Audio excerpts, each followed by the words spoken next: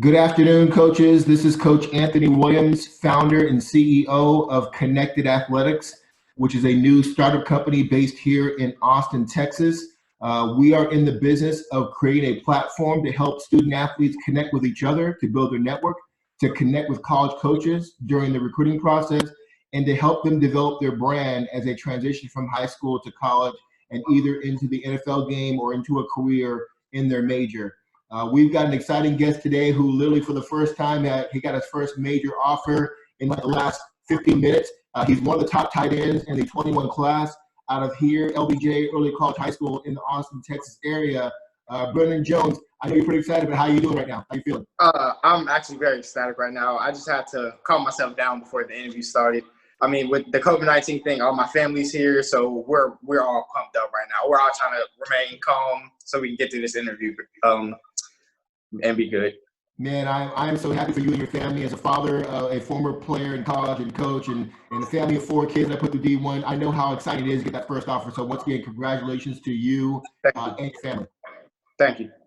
You mentioned COVID-19 a few minutes ago, so let's just dive right in. Tell me what you're doing right now in this different environment to stay in shape and get ready for the upcoming season. I'm working out every single day. I'm on the clock with it. I'm really grinding.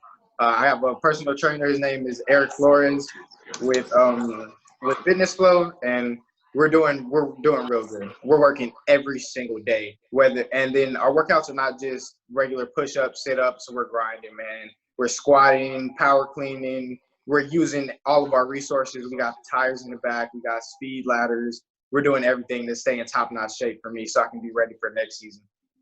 Is there a specific area that you're working on for your senior season? Is it speed, size, your first step? What are you focusing on? Well, I believe I have a pretty explosive first step right now, but there's always stuff to improve on like that. But right now I'm working on my hip flexibility so I can bend the corner better, my lateral quickness, and then I'm also working on my pad leverage. So my pad leverage was kind of high last year, and so I'm working to take it down a notch. And I'm also working on my mental toughness. So when it gets to fourth quarter, I'm staying consistent and I'm going on 10 all game long instead of just cooling down when it hits fourth quarter. Well, that is good to hear that you're somebody who's already an elite player that knows what he wants to do to get better. And watching your video, I've seen it probably, I don't know, 10, 15 times, and we're watching here in a second. But I'm impressed with your first step in your lean. And yes, you're right. You can play a little bit lower as a former linebacker myself, but you've got a really good sense of coming off the edge, both against the run and against the pass. Let's showcase that right now. Turn it to a Tony Romo right now and do a little play-by-play of your own huddle video. You ready? Yes, sir. All right.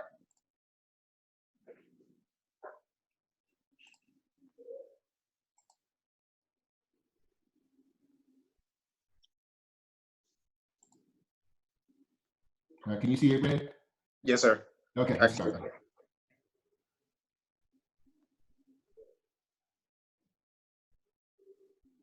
Hey, Brandon, before you start, and I love this, and we're going to talk about it here in a second, but I just want to go back to this frame here.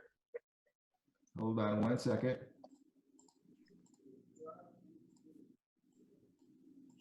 The part on your highlight video that shows that you are a 4.1 GPA. We'll talk to that, but it is very impressive to see for coaches that may or may not know you that your academics are outstanding. We'll get that later on, but just kudos to you on taking that so serious. Thank you. So this play was our first playoff game against Georgetown. I watched film the whole week on that tackle, and I noticed that when he kicks that, it's a little bit slow and he's at an angle, so I just had to beat him across the edge. This was a busted play. We ran the wrong play because our defensive coordinator, he got the play in kind of slow, but I just knew I had to make a play because it was fourth quarter. This was Dripping Springs. We had worked on a double team all week, and so I just knew I had to beat the running back block to get to the ball. This, I had slanted in the previous play before, but I missed the tackle, so I just knew I had to go and get the sack this play. Twist right there.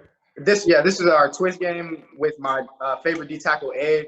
He set the touchdown up for me, and I really applaud him on that because he made an excellent move inside, and he really got to the quarterback. And that was my first varsity touchdown. This play showcases my explosiveness and how I get off the ball. This was great right here. It was showing good hands too. And this was another play where I slanted inside and I got in the backfield using quickness. I could use lower pad leverage though to get a more explosive hit. Try to get like a Jadeveon Clowney type of hit. This was also Georgetown. I slanted in and I got the sack on third down, I believe. This is a fourth quarter sack against Dripping Springs, one of our rivals. It was a very great game. That was me in the three-man front. This is also Georgetown showing how I'm a hand technician. I practice my hands a lot and getting the offensive tackle off. This is one of my favorite plays where I got to slant in. I love slanting. That's what I love to do. I love twist game. I love all of that. It gives me a rush. This was just muscle memory. I practiced shedding that type of block all practice, shedding the pullers and stuff like that. So I just bounced off him and then got to the sack.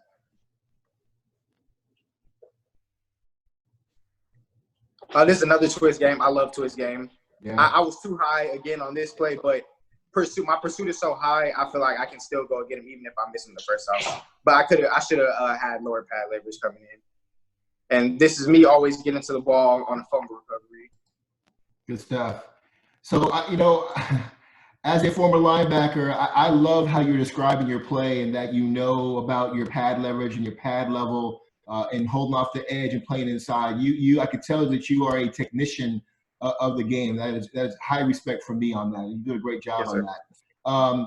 You list yourself right now 6'2", 222. Do you see? Is there still another growth spurt? Could you be a 6'4" guy coming off the edge? Is there height in your family? Where are you going to be at when you get into college?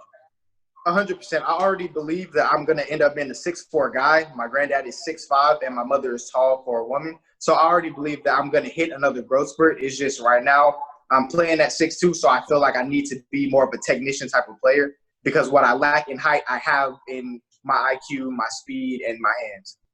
Okay. Well, let's switch. So let's go back to what I mentioned earlier. And to me, the most important thing of being a student athlete is the academics. You've got the 4.1, 4.07 GPA. Talk to me about the importance that you put on academics. Academics is number one wherever you go and whatever you do. You really can't do much without an education. And I learned that through watching my parents and how they are. My mom's really big on education. And my dad became bigger on education later in his life. And it really showed me how growth and maturity works as a man. And that it's really, education is helping me become more of a man, and it's helping me with everything in my life right now. So I always, anything I'll say will always be education first.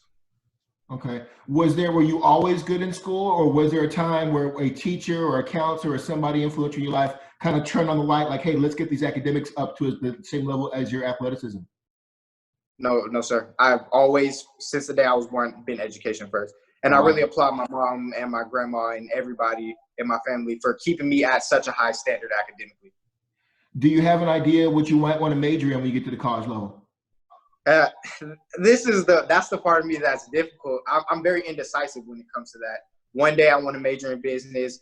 Then I really want to major in pre-med. But then it's like, there's so much stuff you can do in the world. So I'm not really 100% sure yet. But really, at the top of my list are business and pre-med. Okay. Let's fast forward a little bit. Once football is over, whether it's after a 10-year career in the NFL or whatever you have done at the college, what do you want football to enable you to do down the road for a career after football? I want football to be a gateway into meeting new people and to having a bigger network of people that I can work with. So, and I also want it to mold me into becoming a better leader. So I want football to transition over into the business world, if you understand what I'm saying. Yeah. I want to be able to be a field general and then take off my pads, go in the office, and then say, here, this is how you need to get work done today. This is where we can improve in the business world. Mm-hmm. Okay. Do you want to own your own business, or do you have a goal of working for a Fortune 500 company like Google or Amazon? 100%. I could say I want to do both. I want to own my own business, but I would like to partner with Google and different things like that, just to get my name out there more. I love that, man. You think you have a good plan in place. Talk to me a little about the recruiting process. We talked about the Air Force offer just a few minutes ago, but tell us about your recruiting experience, who you're hearing from, when do you plan to make a commitment? Just talk about that process. The recruiting process for me has been very eye-opening because it's building my faith. At first, I was really kind of iffy on how I was going to be as a Division I athlete, but I pray every night. I mean, it's helped me build my relationship with God. and trust in different people. And now commitment wise, I'm indecisive on where I want to go. I want to be able to explore different things. That's why I wanted to take a whole bunch of visits. But all of this COVID stuff started happening. But I'm sure I'll be able to come up with. I'll have a top 5 by the time the season starts. Like when all the offers start coming, I'll have like a top 5 like that. But I won't really be committed until I'm actually able to take official visits and things like that. Do you foresee yourself signing on signing day, or are you going to try to be an early enrollee, or are you just going to take your time sometime in the spring next time? My mom, she's not going for the early enrollment right now. She wants me to stay and get as many college credits as I can because I take part in the dual credit program back at LBJ. So I take high school credit classes and college credit classes so I can get my associate's degree when I graduate. So she wants me to get as many credits and sign on signing day. Good. Okay. I like that you and your family sat down and talked about a plan. That's great. Talk to me about, who's been influential in your life? Who's helped you get to where you are today with these offers coming in? Definitely 100% my mother and my father. They've overcome so much adversity, and it's helped me a lot to see that nothing can stop you if you really want to do something. You can accomplish anything you want to do if you put your mind to it. And I applaud them, and they deserve everything in the world for being able to show their children that anything can happen, anything is possible. You mentioned the word adversity, which is one of the words I love as I mentor a lot of athletes across the country. Talk to me about a time, whether it be personal or through football, that you had to overcome adversity, or from the family perspective. It's really been a rough year for me because last year one of my best friends passed away. So I would say that would be the most adversity that I'm still trying to overcome right now. I've gotten a lot better at coping with it, but I mean, that's a big loss for me. That was 100% my best friend, and she was like family to me. And losing her, I mean, it was big on me. It played a big impact in how I played the season and my academics and how I am as a person. It's been real rough for me, but I mean, I feel like I'm overcoming it every day. Just believing in God and knowing that He'll make everything right in there. Basically. I love that. Love hearing that. One of the things we always talk about in my sayings are faith, family, education, and football. And it sounds like if you got those priorities straight, you're going to be very successful in life. So it's really good to hear you talk about that, how it's motivated you and impacted your life. Change the subject real quick. Tell me, it's a simple question, but Coach will ask you, why do you think your game transfers to the college level? Because I'm a very quick learner. There are 3 different types of learning abilities, and I feel like I have every single one of them. I'm a very great learner. And also, I feel that I'm very confident in my abilities and confident in my teammates' abilities. I trust that since we all sat here and worked together, we're all going to come out on top. None of us have taken a day off since COVID has started, so I already know game 1, we're going to smash that.